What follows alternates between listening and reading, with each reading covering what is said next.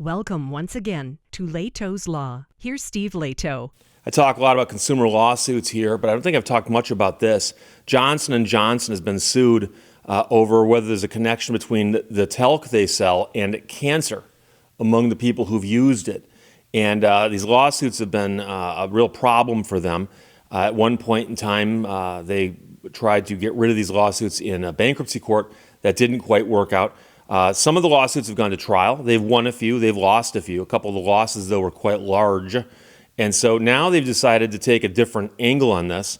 Johnson & Johnson sues researchers who linked talc to cancer. So now they're suing the scientists who did the math on this. Dietrich Nauth wrote this for Reuters. Johnson & Johnson has filed a lawsuit and sued 4 doctors who published studies citing links between talc-based personal care products and cancer. And they're escalating their attack on scientific studies that the company alleges are inaccurate.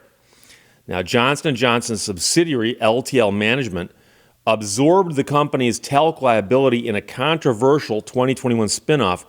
Last week, filed a lawsuit in New Jersey federal court asking it to force 3 researchers to retract and or issue a correction of a study that said that asbestos-contaminated consumer talc products sometimes cause patients to develop mesothelioma. And I'm sure you've seen the ads on TV about mesothelioma. One of the researchers declined to comment. The other 2 did not respond to requests for comment.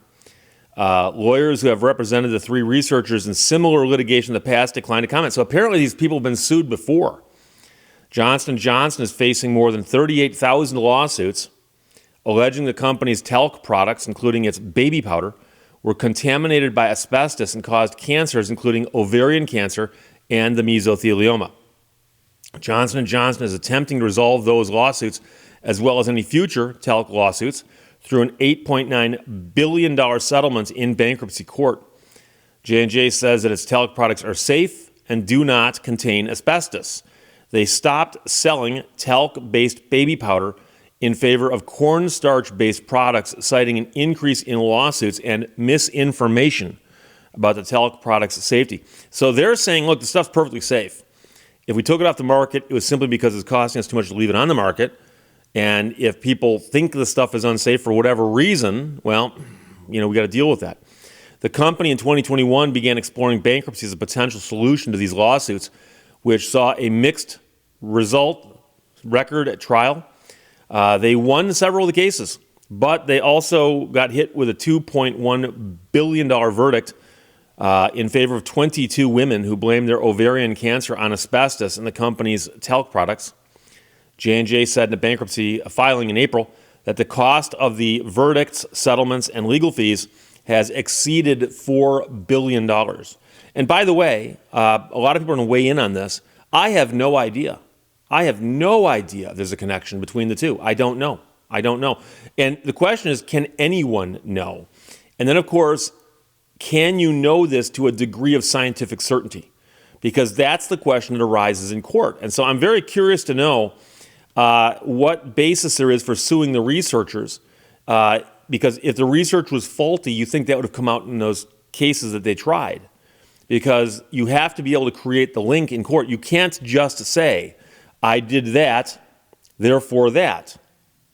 There is a legal fallacy, post hoc ergo propter hoc, which says that you cannot just say, well, 2 things happened in order, therefore the second one was caused by the first. You've got to be able to link that up through expert testimony. And so if the expert testimony is flawed, you think that would come out in court. So I'm curious to know how that came about. Last week's lawsuit against 2 of the pathologists affiliated with Peninsula Pathology Associates in Newport News, Virginia, and a pulmonologist who worked at Massachusetts General Hospital before he retired, comes on the heels of another lawsuit they filed in late May against another doctor who works at Northwell Health in Great Neck, New York.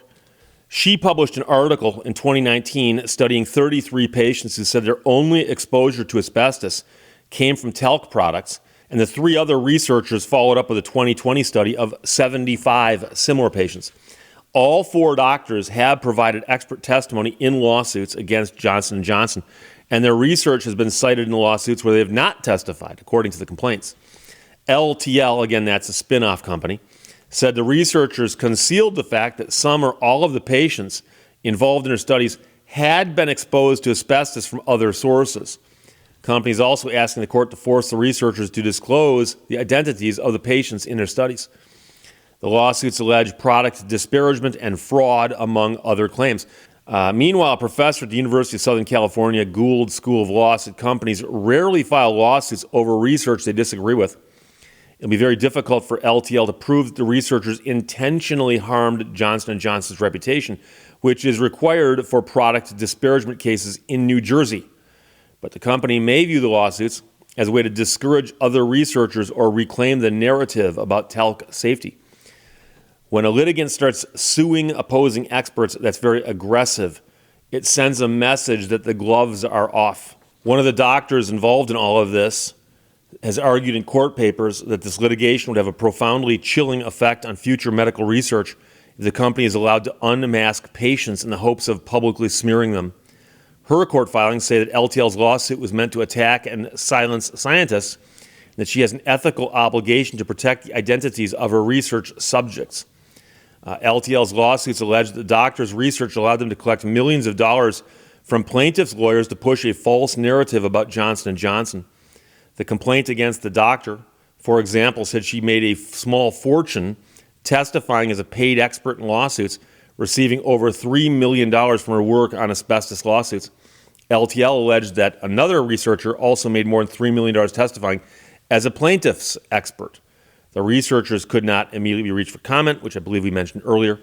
LTL had filed similar lawsuits against researchers last year, but those complaints were linked to LTL's first bankruptcy and were dismissed along with the rest of the bankruptcy. So that is a pretty big deal.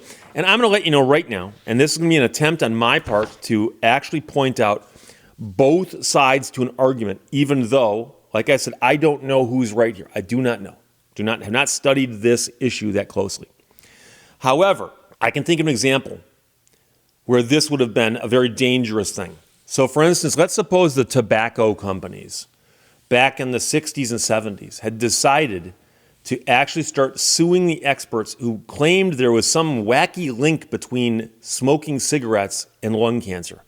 What if they'd done that instead of doing what they wound up doing? And that was playing along with the Surgeon General and so on and so forth. And we all recall the time when there were experts saying that, yes, cigarettes cause cancer and other health problems. And we also saw tobacco executives get in front of Congress and say there's absolutely no link whatsoever. And what if they had simply gone after, and I understand they did go after some of the experts in some manners, but I'm talking about if they had simply said, we're going to make a united front here and simply sue the researchers back to the Stone Age. Let's do that before we do anything else. I wonder what would have happened with respect to cigarette smoking in America. So that's one question I have. But I can also tell you, I've read books on this, on the topics of experts testifying in court. And we've used experts in court for years. And I can tell you that there was a time you could go into court with cancer and say the cancer was caused by trauma.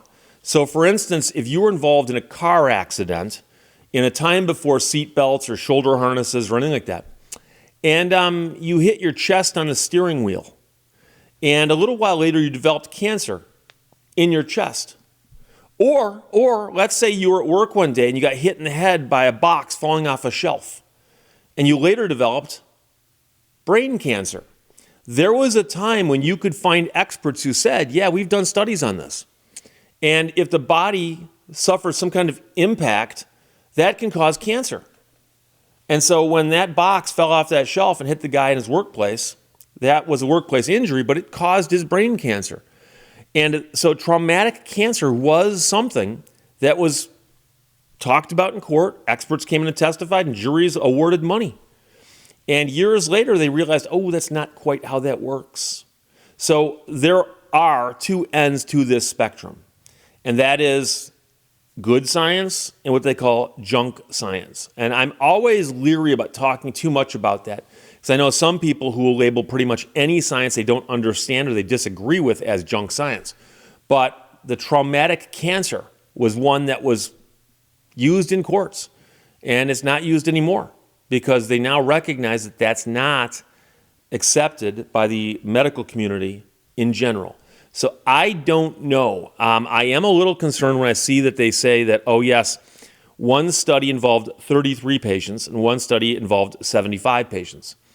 And I do know that quite often when somebody releases a study and says, we did a study of 33 samples, 75 samples, someone will often come along and say, you know something, we need to know more about this. How about this? Let's go get some funding from somebody and do a study and not just have 75 people, not just 33 people, but maybe a few hundred people.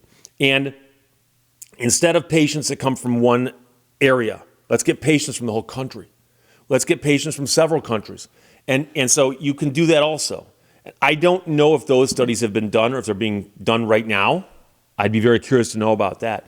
But as of right now, Johnson & Johnson is suing the researchers who said there was a link between the talc used by Johnson & Johnson and cancer that arose later in the consumers who used it. So we'll have to wait and see what happens. A lot of people sent this to me. Thank you very much. Dietrich Nauth wrote that for Reuters. Questions or comments, put them below. I'm going to stand up in a second and show you my t-shirt someone sent me. It's got owls on it. They're not flying, but they are low. Talk to you later. Bye-bye. Thank you for watching Lehto's Law. If you can't explain it to a 6-year-old, you don't understand it yourself.